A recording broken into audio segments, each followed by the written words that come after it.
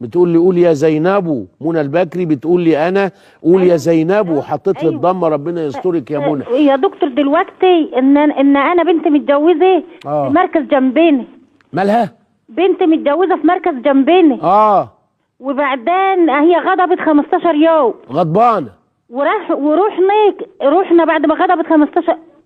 ايوه. ورحنا بعد 15 يوم رحنا اشتكينا. اشتكيت على طول كده؟ ايوه. وبعدين طب واشتكيتوا ليه؟ ما صبرتوش شويه ليه؟ ده اللي حصل يا دكتور. اشتكيتوا على طول كده اهو.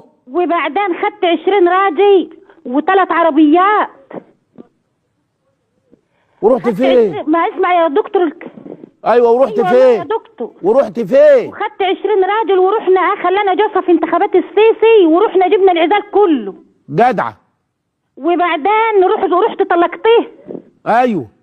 وبعدين احنا دلوقتي جبنا شهود زور ان احنا بناخدوا العزال، ان احنا ما خدناش العزال وبنطالبوا بالعزال تاني. ايوه.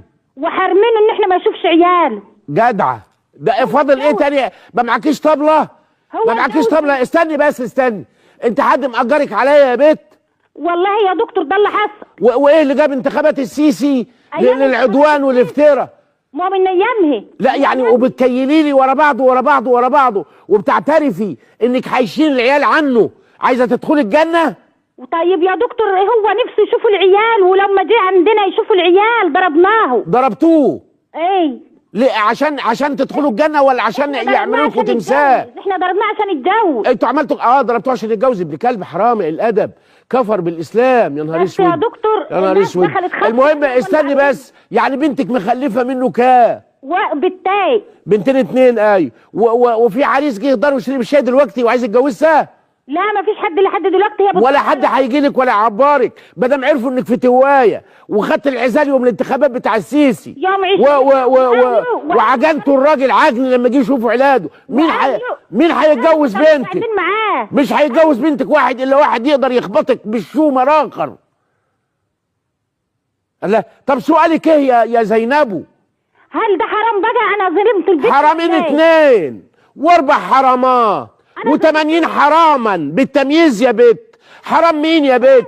حرامين و4 يا بت. اشبعي حرامات. حرام عليكي يا اختي.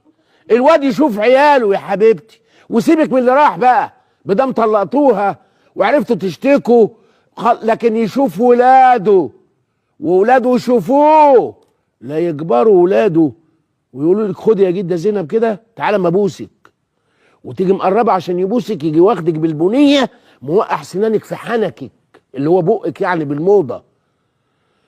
الواد يشوف عياله يحرق الجواز على اللي بيتجوزوه بالطريقه دي. الواد يشوف ولاده وولاده يشوفوه. يا زينب هتولعي يا زينب انت واللي جابوك اللي عملتوه ده عدوان. بتقول لي قول يا زينبو. منى البكري بتقول